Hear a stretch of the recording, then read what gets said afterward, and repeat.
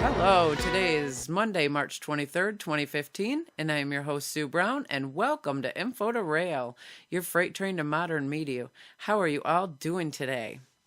Welcome to our show, and we have a great show for you today. We're very fortunate to have Dr. Elliott Maynard with us. Let's see, Dr. Elliott Maynard, he is a leading-edge consciousness scientist and conceptual designer. His background spans in the field of zoology, coral reef ecology, oceanography, and tropical rainforest biology. He earned his PhD in consciousness research and serves on the facilities of Adelphi University and Dowling College in New York. He is also a certified professional consultant to management. Dr. Maynard is founder and president of Arcos Cielos Foundation in Sedona, Arizona, and has been active with the World Future Society, with aerospace technology working groups, and the London-based Humanitad International. His fourth and newest book, Brave New Minds, Living in the Future Science World, presents his new master paradigm for personal and planetary transformation. He has been referred to by some of his colleagues as a human from the future. I look very forward to that interview. This is going to be a great one. First, we're going to take a little glimpse into the news. This article interested me, so I wanted to share it with you. Since we have a scientist on our show today, I did a little bit of news about from Popular Science. And this is called The Science of Luck. Finding money on the street may seem like a lucky break, but it might be more accurate to thank yourself. Researchers also various disciplines have attempted to decode whether there's an actual measurable respect to what we understand as luck. Many of these studies have found that what a person might perceive as luck has more to do with psychology than probability. Luck is actually just their own positive attitude that keeps them open to new opportunities or perceiving patterns in random acts of chance. Here are some of the latest findings. Lucky people. Luck doesn't just happen, even for people who consider themselves lucky. Richard Wiseman, a professor of psychology of the University of Hertfordshire in England, has done a number of studies to figure out what distinguishes a lucky person from an unlucky one. In one study, he asked people who identified as luck and as unlucky to read a newspaper. On one half of the page of the newspaper, he wrote in large letters, "Tell the experimenter you have seen this and win $250. The people who said they were lucky were more likely to see the ad, Wiseman wrote, and the unlucky people seemed to demonstrate more anxiety, which distracted from their powers of observation. Now, Wiseman has 4 principles of luck on his website, and they all have to do with being open to new experiences and observing opportunities as they present themselves. Now let's talk about superstitions. Crossing your fingers, knocking on wood, most of us don't know where superstitions like these come from, even if a lot of us practice them fairly often. But several studies show that superstitions might work, though not in the way we think they do. In one from 2010, golfers who were told that they were using a lucky ball performed significantly better than those who were told that theirs was the same ball as everyone else had used so far. The test subjects also performed better when they were allowed to hold on to their lucky charms from home while solving an anagram problem. The researchers hypothesized that the people with their lucky charms by their side persisted at problems longer because they felt more effective, like they had the assistance of some higher power. It's the same logic that Alcoholics Anonymous is used to help people get sober and stay that way. People feel empowered when they think that someone else is helping them, so they actually do better at the task at hand. There's a totally different way to look at luck, and it just changed my way of looking at luck. That's pretty awesome. So next time I have a superstition that comes in my head that has to do with luck. I'm going to think about it that way. We're going to take a short break, and when we return, we will have Dr. Elliott Maynard with us. Stay tuned. Don't go away. We'll be right back. All right, we are back, and we have futurist, lecturer, author, educator, global ecologist, accomplished artist, sculptor, musician, underwater photographer, and documentary film producer Dr. Elliott Maynard with us. Hello, Elliott, and welcome to Info2Rail, and thank you so much for being with us today. Well, thank you. It's a delight to be on your show. Well, I read a lot about you, and I've listened to interviews, and you're very fascinating. To start off with, can you tell our listeners a little bit about you and what motivated you to get involved in your studies in future science world? Well, essentially, I realized that we were not able to solve the problems that have suddenly come up in our world, and most of us are bewildered by the rate of change, which is increasing exponentially itself.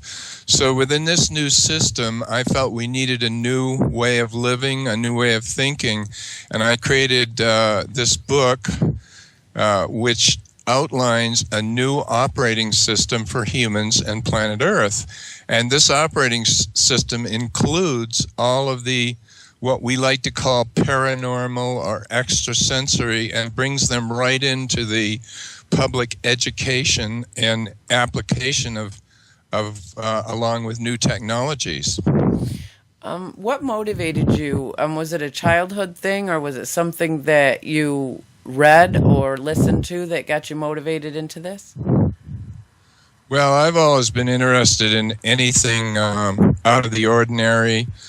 As a child, when I was asked in school what I wanted to do, I remember probably in the 4th or 5th grade saying that I'd like to leave a mark in the world, and also I'd like to be the first person to meet aliens from another planet. And although I remember I was terrified at the thought if that actually happened at the time. That's awesome, because I always thought that too. I was like, wouldn't that be the most amazing thing if an alien came right in my door? Well, I actually have received a lot of inspiration. Although it's common knowledge, there is a sort of an embargo for alien intervention in human affairs, although it does happen occasionally, that they are very happy to share their culture and art and music.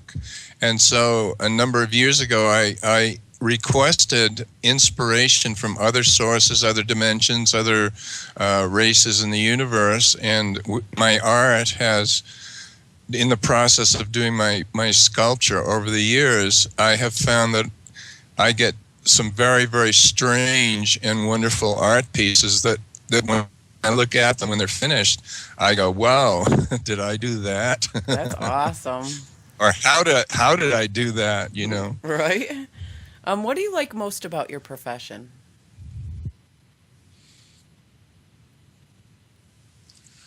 Oh, I think it's a great satisfaction when if anyone can reach a certain stage in their life when they can do what they love the most. You mentioned to me before the show began that you enjoyed. You were doing what you enjoyed, and this is the greatest gift if you can get to that place in life to do something you really enjoy, and you feel happy in sharing what you've learned. If you can make other folks their life a little easier in some way. Absolutely, I agree with that. Before we get too into detail, can you explain to us what a futurist is? Well, I've spent quite a bit of time with the World Future Society and given presentations there.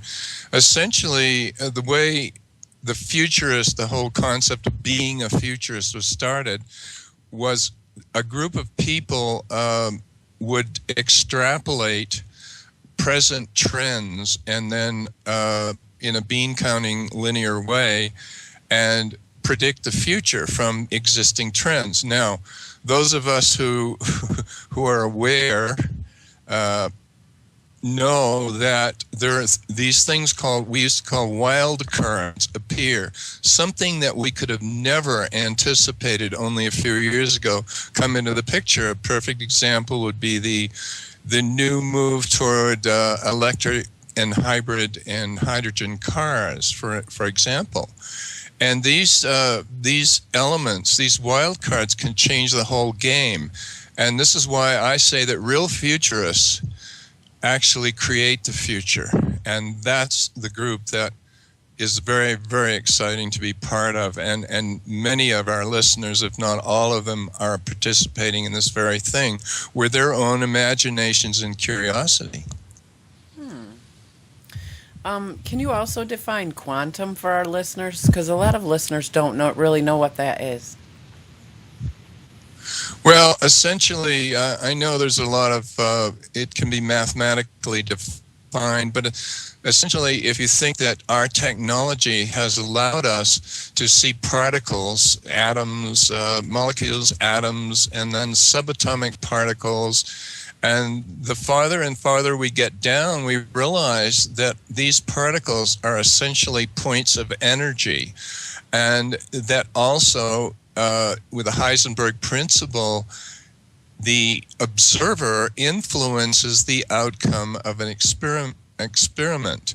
So this gives consciousness, our extrasensory perceptions, which we have kind of kept in the closet, a chance to celebrate all of these wonderful gifts and use them along with technology to create something much greater than just the two parts. Oh, that's very interesting. I know that I read about your invention of an entirely new paradigm format, enlightened pathways into the future. Can you tell us a little bit about that? Yes, this is what I call a master paradigm, the new operating system I referred to for humans and planet Earth. Essentially, it's a whole collection of 25 different points or highlights for achieving greater wisdom, enlightenment, and a greater connection with what I call the quantum information field for more of the time. And this can transform our whole lives. And it can do so very, very quickly now that the human frequency has speeded up. So you definitely believe that there's alien life outside of our planet? No question. And my belief is rooted in several personal experiences. One of our major clients who lived in New Mexico told me that a few years ago, he's since passed away, that he had a mountain man, so-called, who was his handyman. And he said that gentleman told him that he had helped load the disc at Roswell onto a flatbed truck. Also, I've spoken with Robert Dean, who was ex-military. He invented the red phone, had the highest military clearance, and told me personally that he had sat down on several occasions with military brass, the suits who were probably intelligence, and several different species of aliens. Another very positive example was an aerospace engineer who told me that people, their hair would curl if they knew what really the truth was. He told me that people have been traveling through something like a Stargate to the planets and other solar systems for 20 years. And I know that for a fact. Wow. A lot of people have the confusion.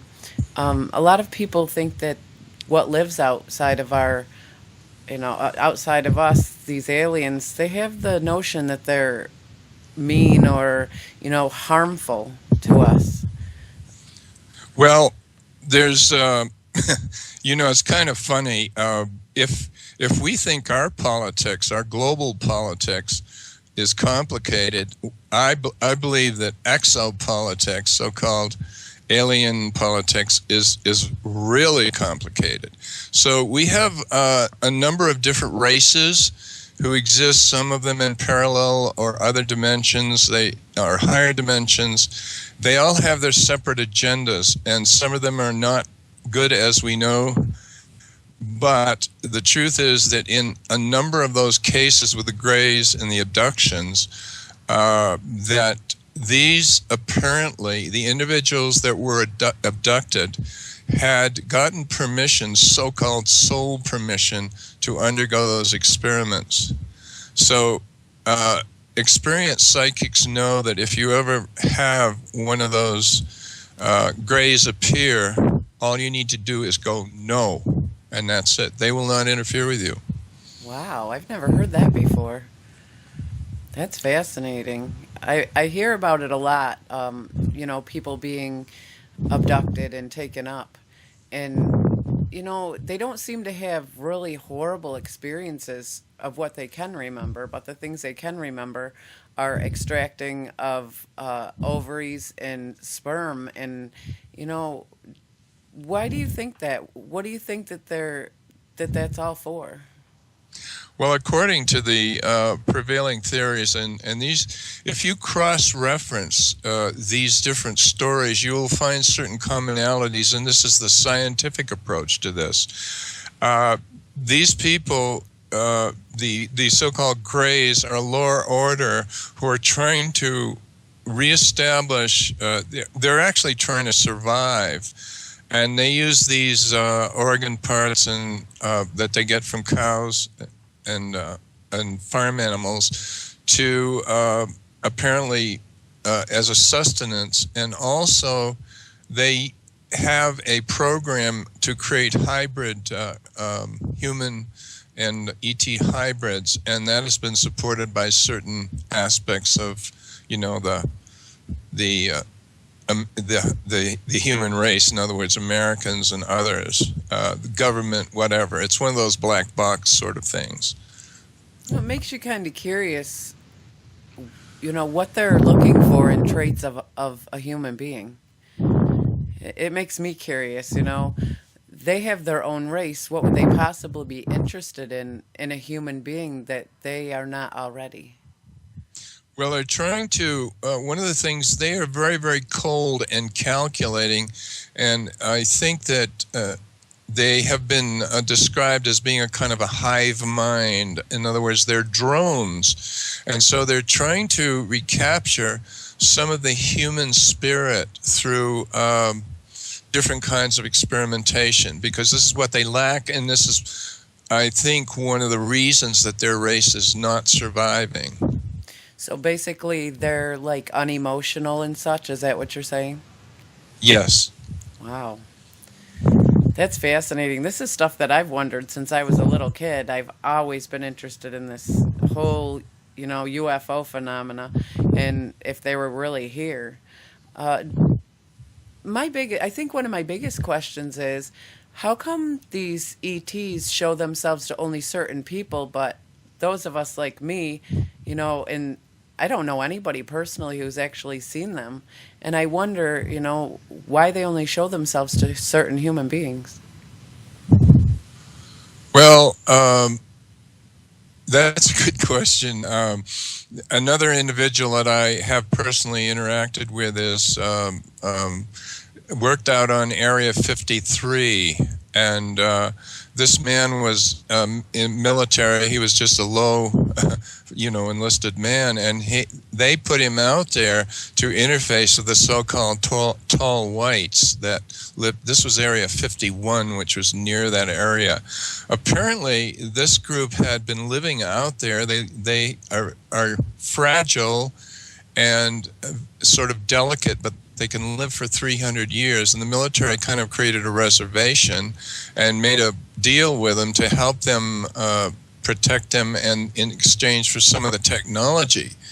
And this gentleman I talked to had a chance to, he was terrified with them. He told me the first time he had seen them, and one of the females of the group came over with some children, and they were asking him to open his mouth and look at his teeth. That's one of the things they wanted to know. And he got a chance to look under the so-called under the hood of one of these UFOs, and he said it was all fiber optic cables, which is kind of interesting. Wow. So are they far more technically advanced than us?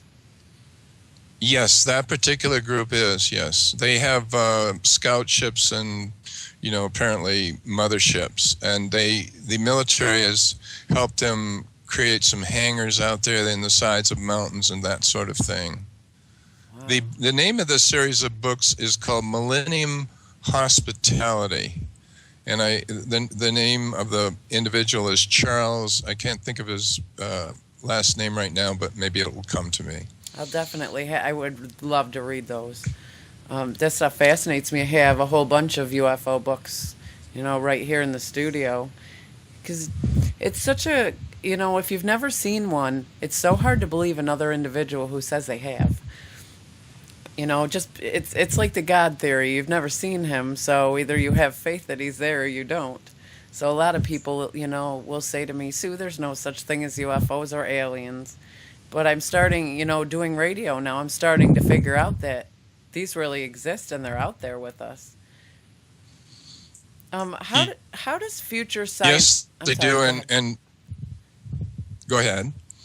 Oh, go ahead. Go ahead and finish. Sorry. That's all right. I was just waiting for you. I was going to ask you, how does future science technology assist in upgrading our minds to the mind of new man?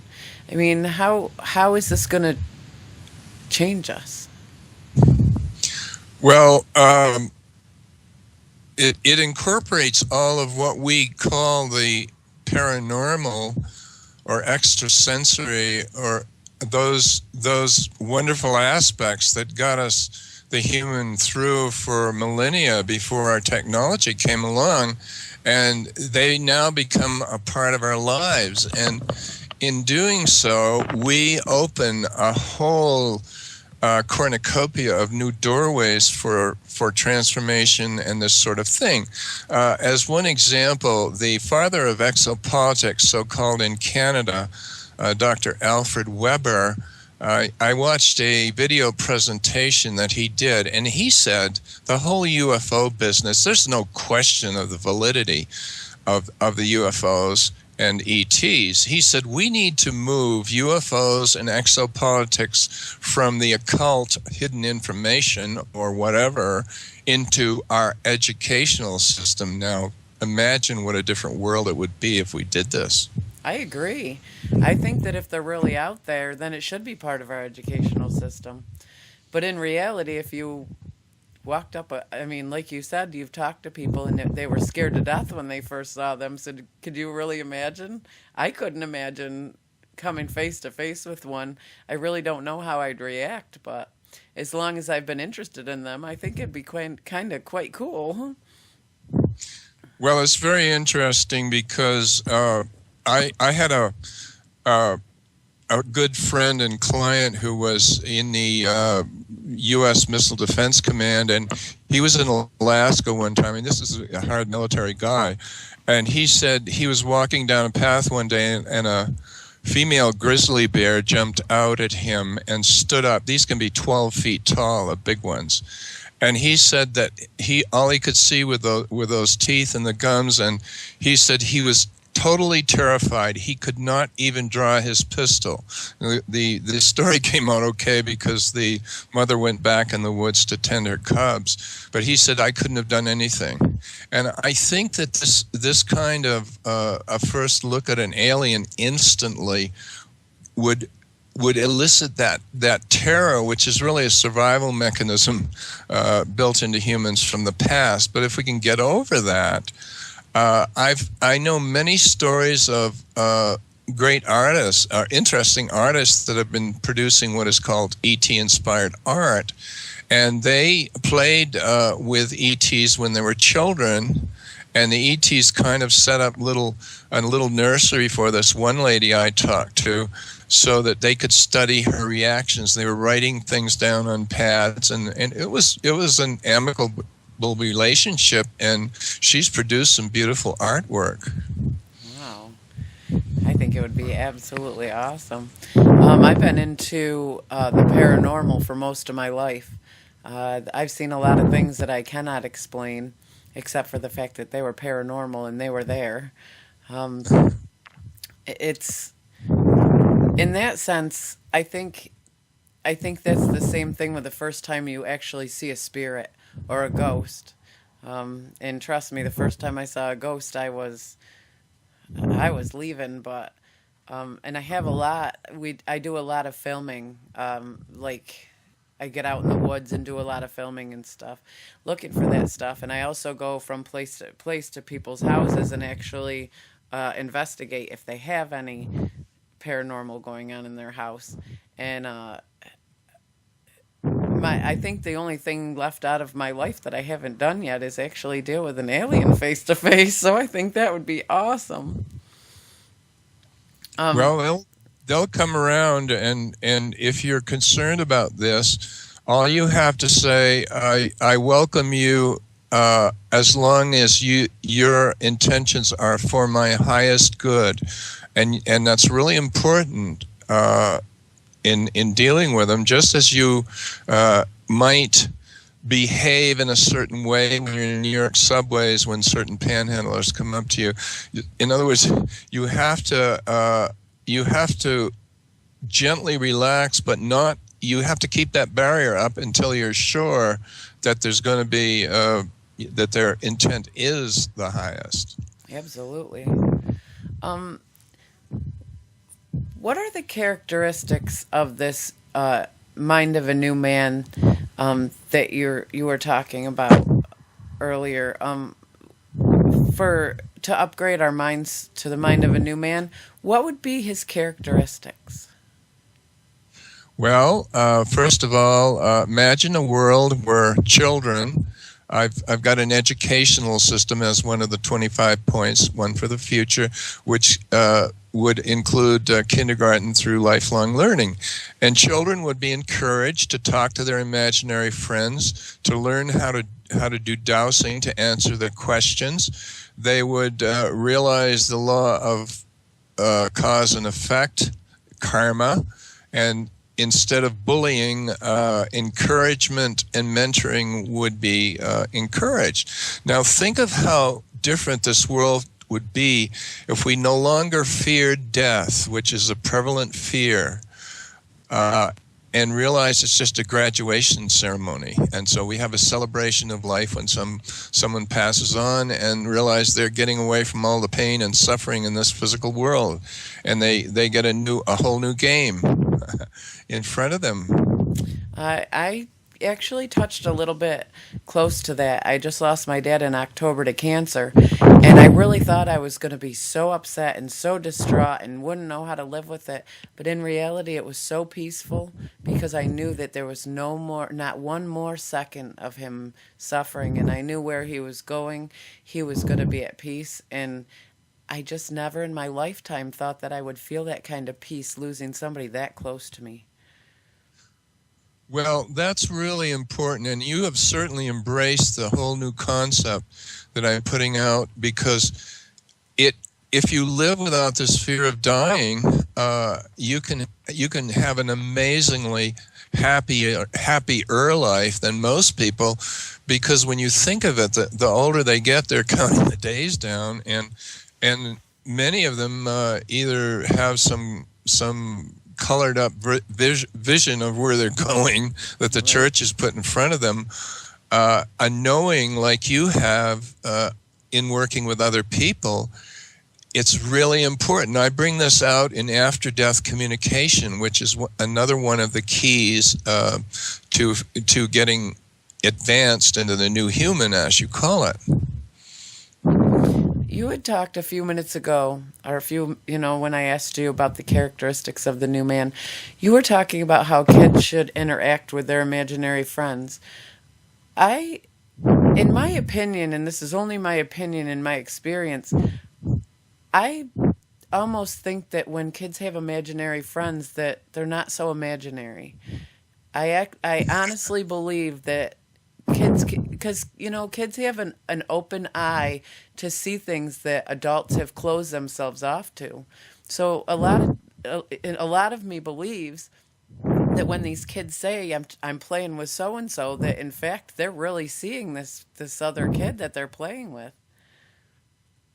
Well, the whole theory of that is that children, until they're about 3 years old and maybe even later on, retain some of their memories of their past lives or heaven, or however you want to put it.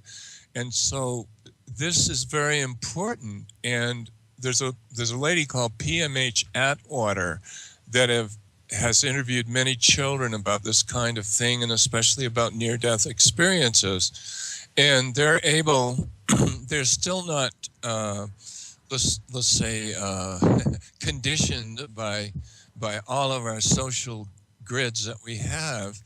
In other words, they don't know enough to not believe what they're getting, which is the real truth, where we have, as we get older, all these barriers that are put up because of, the social and religious niceties to keep things under control. Right.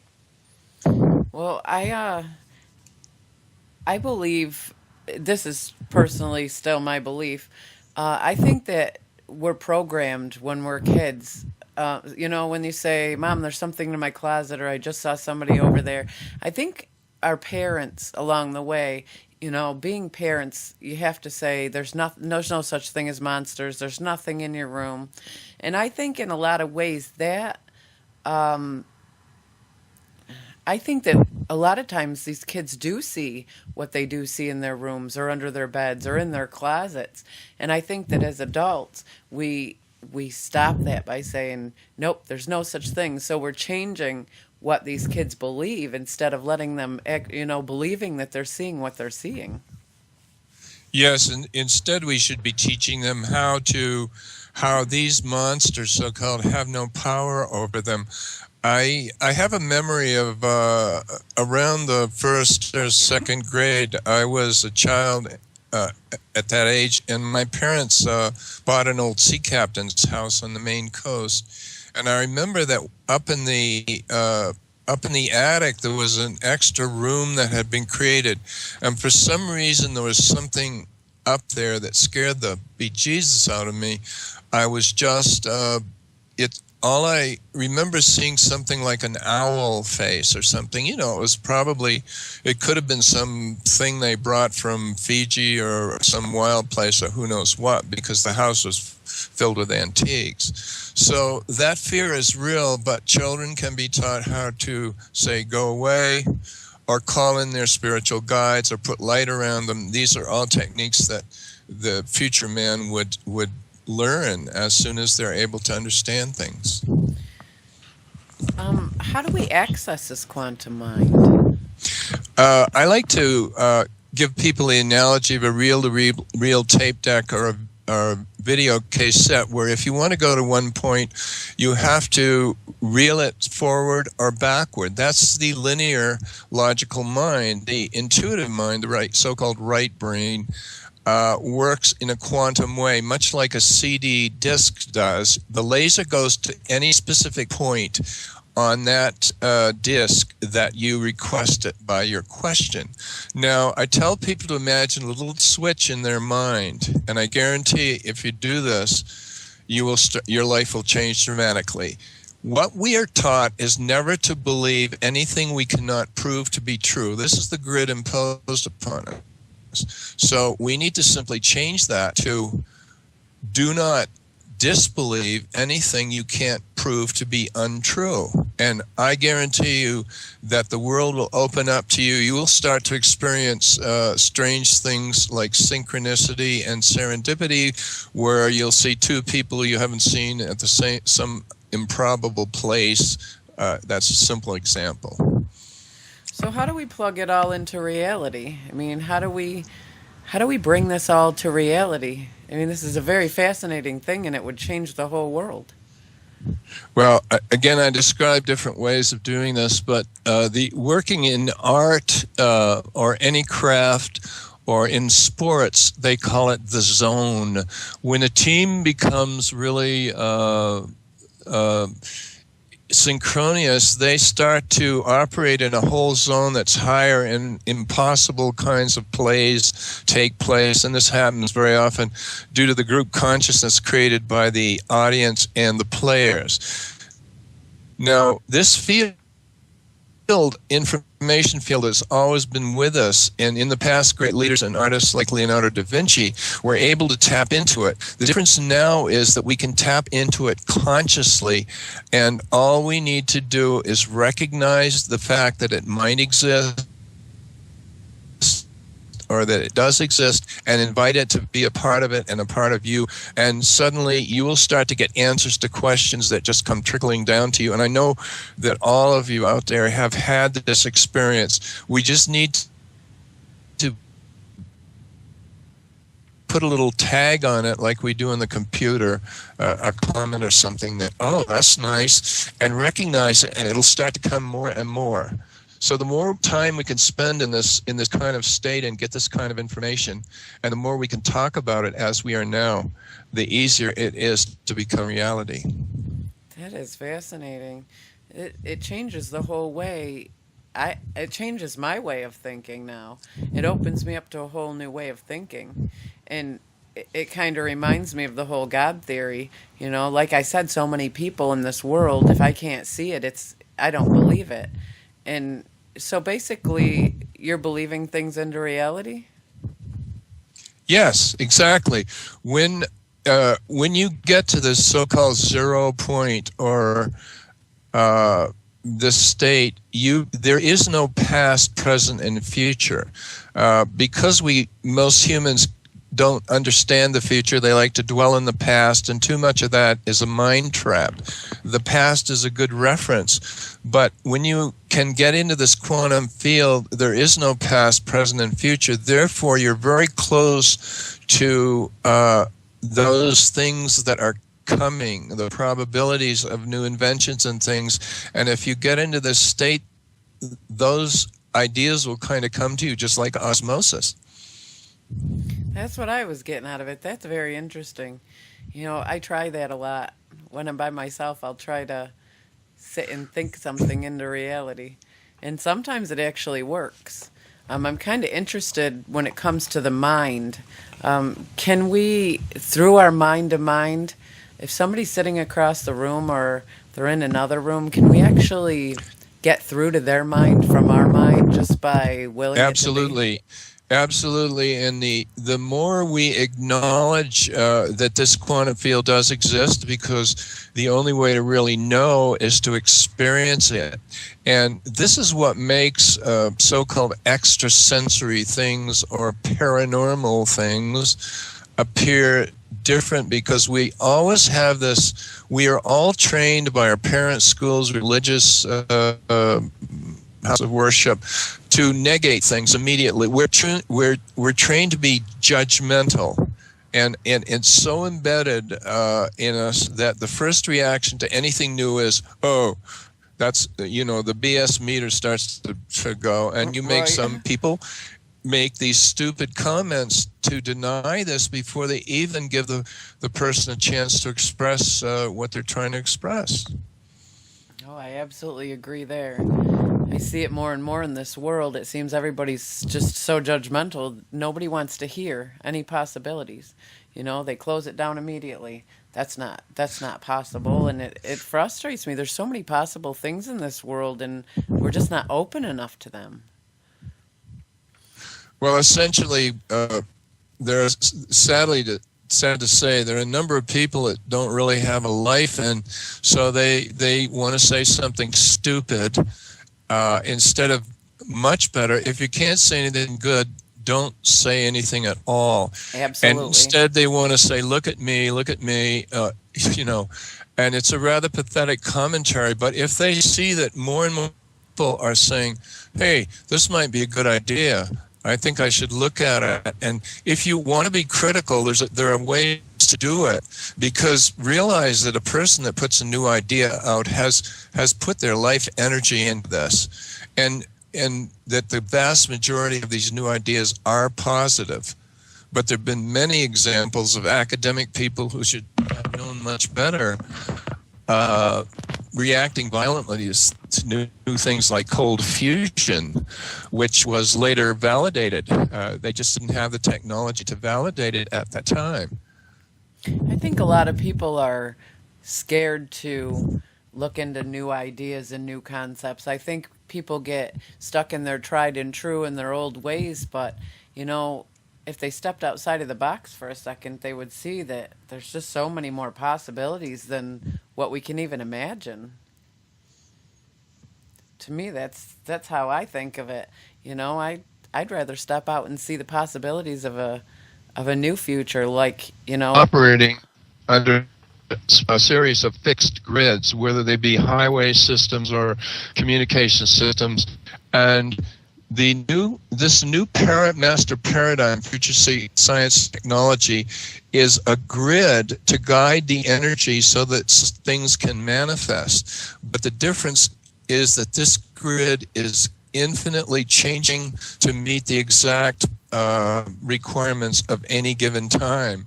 And so it just goes on and keeps evolving and can butt off new ideas, eliminate the bad ones, etc. Now, you said that it's possible to communicate mind to mind with someone. How would we go about doing that? How do we open our minds in such a way that we can actually communicate and they can hear us? Well, I recommend that there are many facilitators, and this is true in alternative medicine also, and I recommend that due to the difficulties that we are all being bombarded with daily, it's good to work with people who are trained in this and can teach you. For almost anything like telepathy or remote viewing, there are a number of DVDs and videos out there. It's as if one of the modern miracles of our time is that we have access. If you have access to a computer or cell phone, you can essentially access this wonderful library that exists all over the planet, because the global brain they used to talk about has evolved a whole 2 or 3 layers of consciousness with the new internet. I know that there's a lot of ways, like, to get your point across to others. Just, you know, suggestive things that you can say in your speech that actually convert or can actually sway somebody's subconscious in a different way. And that, to me, you know, they do it. Salesmen do it all the time. They put something, you know, persuasive in your mind with their speech and such. And that's, to me, that's an interesting subject. I don't know too much about science and the subconscious and stuff like that, but that's the stuff that I get really interested in, that stuff. Because if we can get into the minds of some of these people that think so negatively, we can change the outcome of things. Yes, there's tremendous power embedded in this internet concept. For example, what we are doing with a radio show like this and our dialogue with each other, we're also creating, if we make it so, a living field. And this is what my book is all about, what it is. And we're creating a living field, which is an interface between our human consciousness and then the electronic consciousness, and it's going out to our viewers, and they would be radiating back certain frequencies and hopefully become coherent. Now, there is great power in coherence. It's like sort of a virus, but a very positive thing. So we have great power to change the whole social consciousness at a quantum level, meaning a very fundamental level where consciousness overrides technology, influences it. When we come across people that don't quite think like other people, you know, like the normal things that would work in a normal conscious mind or a subconscious mind, how is it their minds differ from ours? How is it that they're not receptive to the things that most people are? Well, I think that I've talked a lot about this in the context of spiritual healings and this sort of thing. There is a certain percentage of people that are so ingrained with the past and past grids and closed systems that they are so afraid of change that they will do anything to avoid it. And there's another level beyond that, which is sort of vacillating. And in this second level, those first group will go down with the Titanic playing as band members because they just can't deal with the change. It's better for them to see some kind of apparently disastrous outcome than to move ahead into the future. This is why I entitled the book "Brave New Mind." It takes courage. Well, a lot of people are not afraid to step out, that I've spoken with in my life. They step out and they look for new, ways to, they look for solutions and things.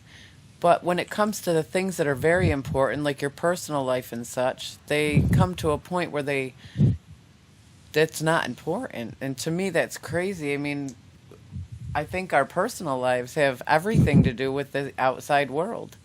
As we feel about ourselves, we project into the rest of the world.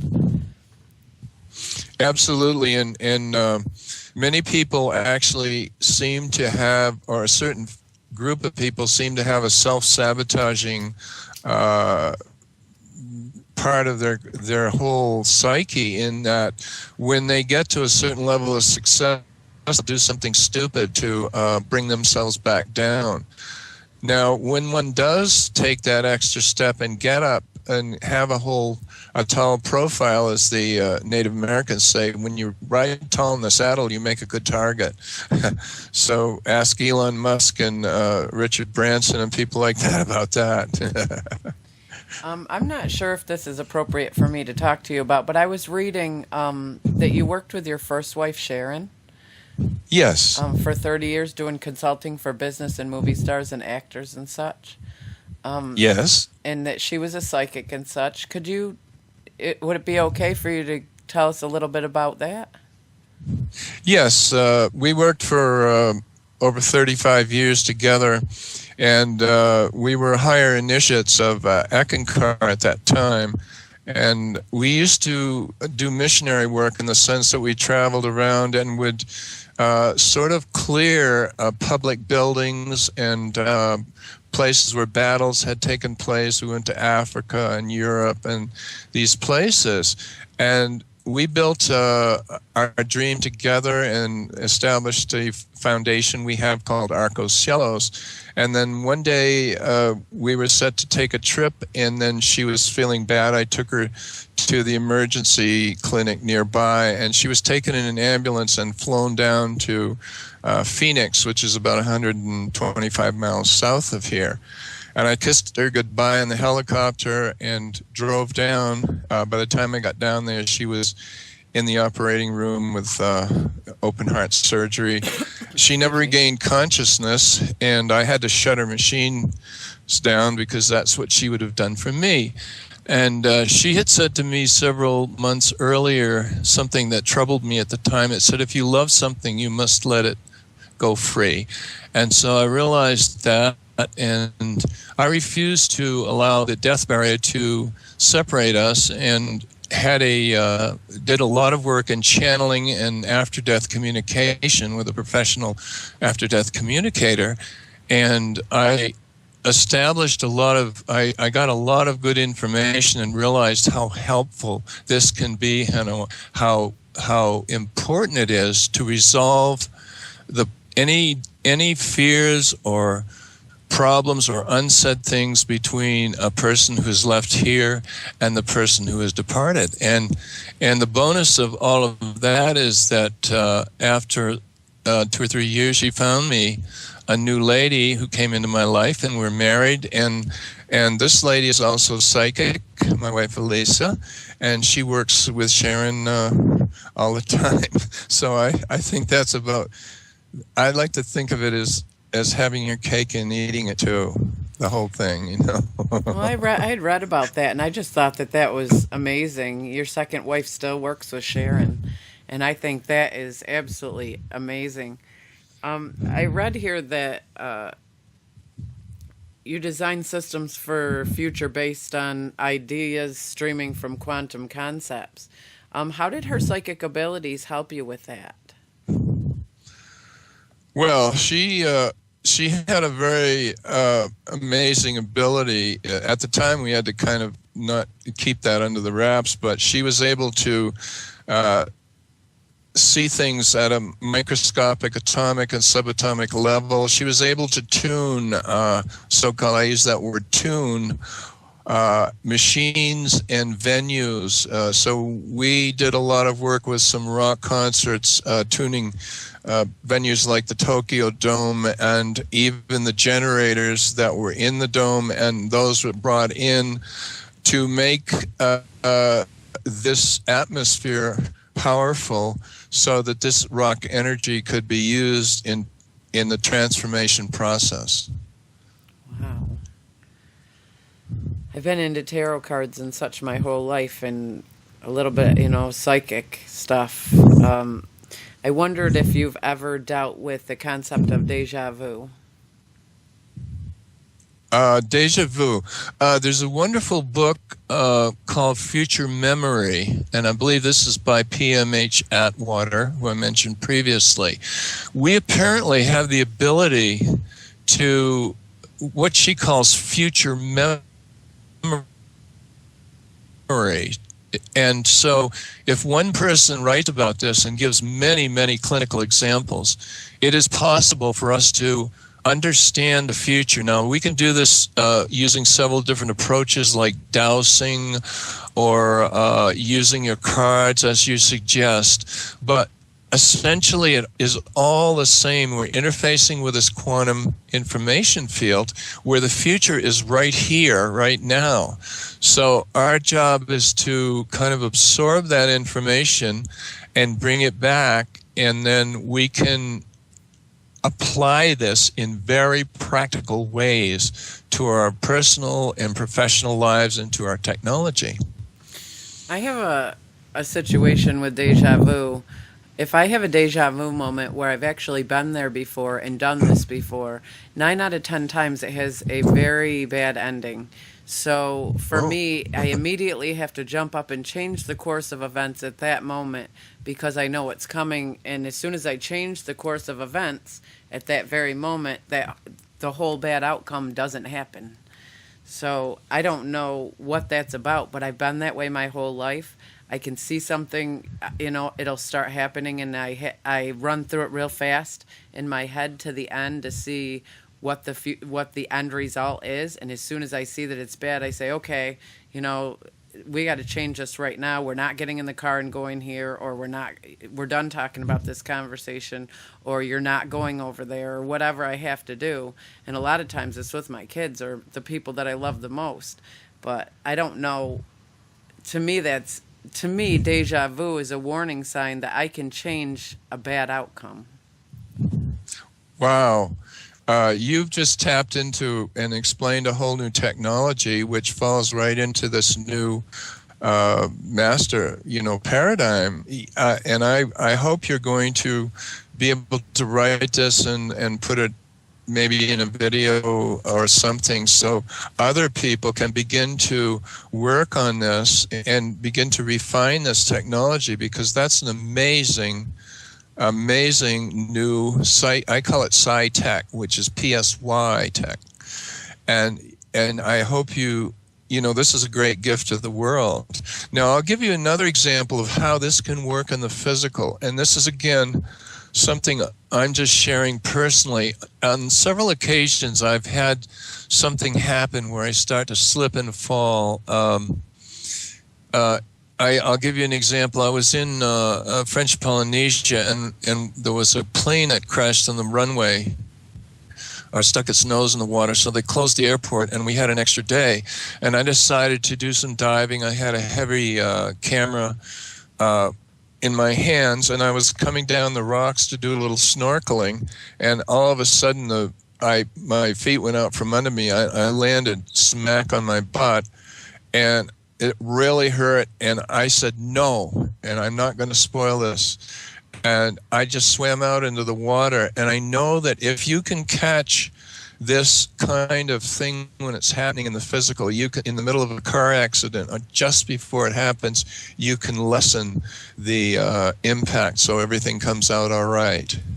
That's how I am. As soon as the conversation or the events start unfolding, and I've been there before and I've lived this before, I really fast have to get to the ending. Okay, so where is this going? And I rush through my mind, and I'm, immediately, nope, this has to stop right now.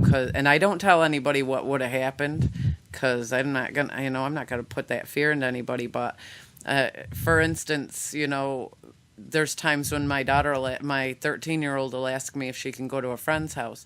Well, I've already been in that, and she asks me a lot, and it's not every time, but there's instances where she'll ask me, and it's a moment we've never had at that exact moment before, but I've already seen this, and I know what's going to happen, and it's bad. And on one instance, the girl's father was going to pick up my daughter, and when she came, I was sitting in my room, and she came up and said, "Mom, can I go to my friend's house?" And I said, "Whoa, I've been here before. I better get to the end of this." And in fact, they got in an accident on the way home. And I said to her, "Nope." I said, "Tonight is not a good night." "Mom, you said I could go." And I said, right now, I can't let you go. And I said, "This has to change right this minute so that I don't lose my daughter." I said that in my head. I didn't say it to her, but that's the stuff that happens to me. Things will start unraveling, and it's an automatic panic in my brain when I know it's going to end wrong. So that's why I have to get to the end of it. Very rarely is it something good at the end of any deja vu I have. Well, you're apparently tapped into an interesting source, and I suspect that if you collaborated with others, like-minded people, you could get together and kind of refine this deja vu experience and technology you're developing.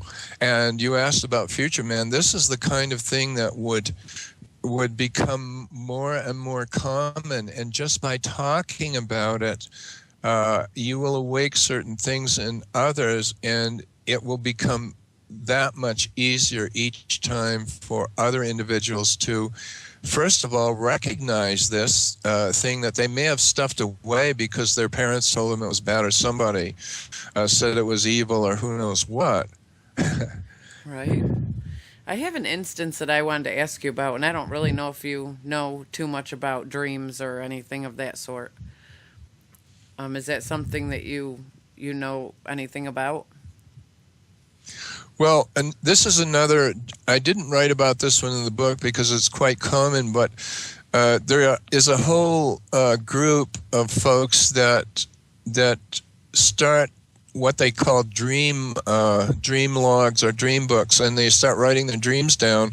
And if you do this and cue yourself before you go to sleep that I'm going to wake up and remember my dream, or if you wake up after a dream, you write it down right away, because I don't know how many times I've experienced getting a good idea, and then I don't write it down, and I forget what it was when I woke up.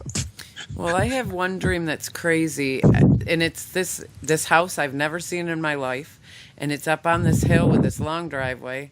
And in my physical life, I've never seen this house, but in my dream I go there often. When I'm stressed out and I fall asleep, I always seem to go to this house, and I have the key in my hand, but I always say to myself, I know I'm not supposed to be here, but I have to be here. So I put the key in, I turn it, and it's my house. It's this big 3 or 4 story house with all these, it's round inside. It's got all these ceramics up the walls, and it's my place. And I thought the first time I dreamt it, wow, that was a cool house. But for some odd reason, I end up going back to that house as my safe place when I'm stressed. When if I'm having a bad day and I fall asleep, that is exactly where I end up, and I don't understand it. Well, I think you know that in the new university system, you're giving me an idea here. One of the things that would be fun to do with children, and also any adults, is for each of them to create a nice little sanctuary in their consciousness, in their mind, and they could talk about it or not. But I think sharing the ideas would help grow this idea and make it much stronger. And this would be a place where whenever a person is troubled, they would be able to go there and be comforted. Probably if you could build in some spiritual guides. Now, what I would do personally, if I had a dream like this and I couldn't exactly find out what it was, is to go to some psychic who works in this area, and very often they can tune into that and tell you what you're seeing, and where it is, or where it exists, and provide a whole lot of more information about this. I've done this a number of times, not specifically with dreams, but other things similar. Ideas, and that's it. Well, and I just assume that that's a place I'm going to see one day in my life, or that's going to be my home when I get older or whatever. But it's just crazy. I have other weird dreams where I'm doing every night when I go to sleep. I don't even remember my awakeness. It seems like I go to sleep, I'm sitting in a hallway, I get on the school bus to go to BOCES, then I get off the school bus, I go home, I don't remember being home, then I'm sleeping again, and I'm repeating the same thing. And for like 2 weeks of my life I did that, and I do not remember any kind of existence other than just that.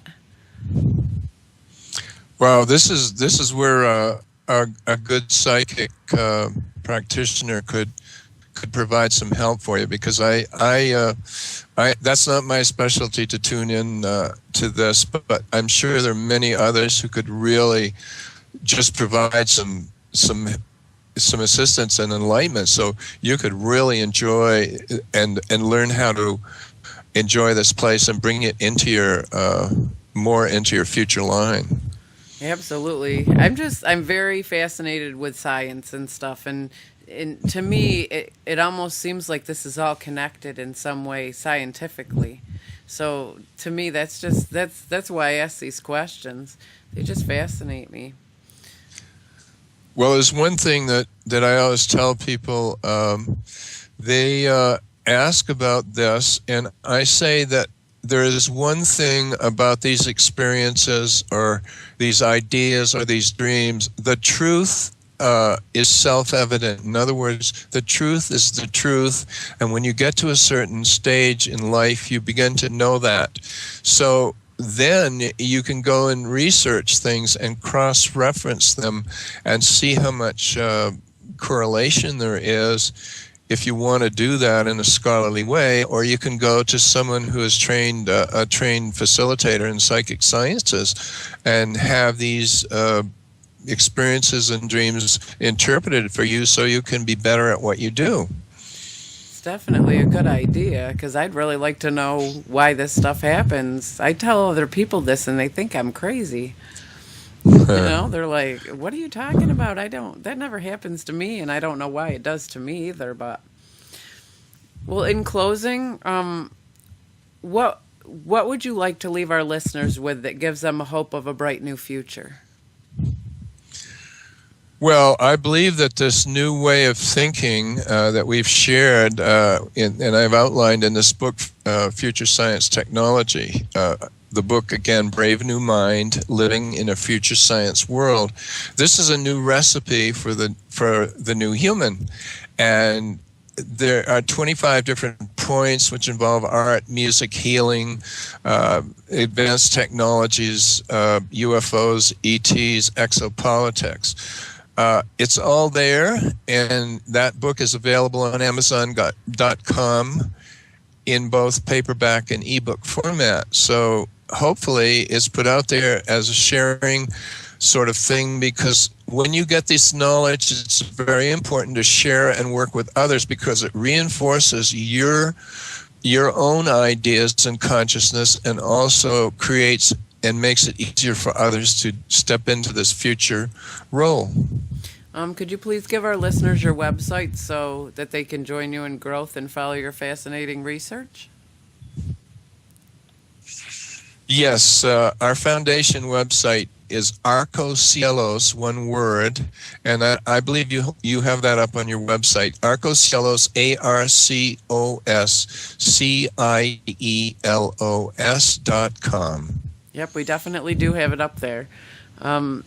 I want to thank you so much for today. This was a very fascinating interview, and I would hope to have you back again as you develop new and exciting breakthroughs in this. I'm very interested in this and in your research. This is amazing, and I think that if we can see things the way through a future science that you're explaining, this whole world can just be such a better place for everybody. Yes, and the wonderful thing, Sue, about this is that when we step into this, in accessing and into this new quantum field format, things that we want to do to change the world in positive ways can become far, far more doable and happen much, much faster with a smaller group of coherent people with the same idea. Absolutely. I'm very interested and I look forward to hearing more of your work and reading more of your work. And I just want to thank you so much for coming on and sharing this with our viewers, or our listeners, and hopefully this catches on. Hopefully we can get this future science going forward. Yes, and it's a very exciting and rewarding feeling. Absolutely. Well, hopefully, like I said, we can have you on again and get some more of your research out there. And thank you. Whoa, what just happened there?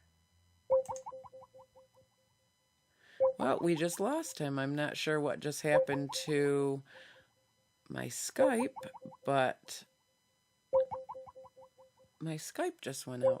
So, we see if we can get him back on the line here. Just bear with me. We'll see if we can get him back on the line here with us.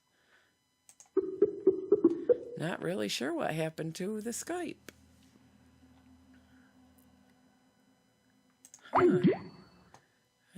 My Skype is not working, and I apologize. I'm not sure what just happened there. Let's try him one more time.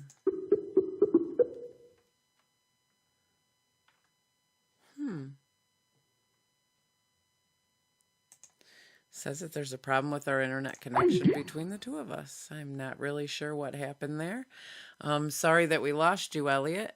I just would really like to say, again, thank you so much for coming on the show. And that was a very fascinating interview. I learned a very lot. Oh, here we got him. Hi, sorry about that. I don't know what happened.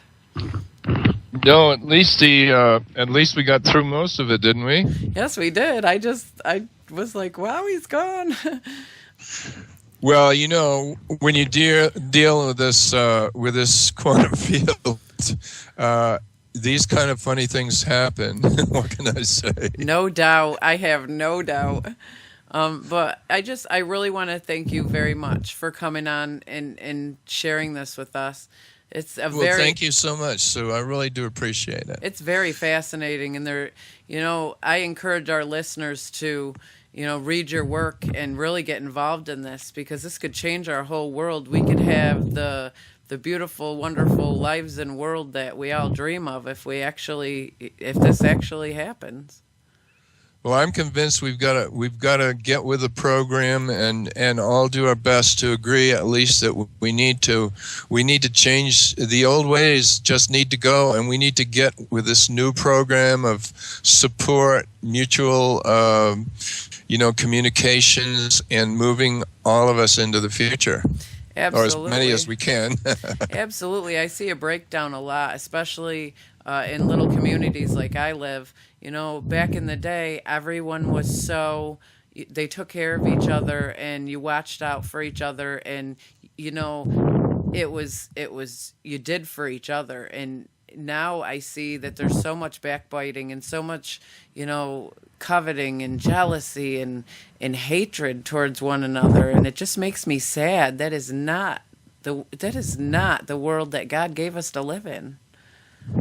No, this new kind of quantum bath we're in is a much better environment to be in, as far as keeping ourselves in a more quantum positive and supportive attitude than this backbiting, which is a waste of energy and just a way to downward spiral. So we need to keep the positive and realize that this is kind of an evolutionary imperative for us to move into this new game. It absolutely is, and I'm hoping that it catches on in this world. I'd love to see this world in that kind of light.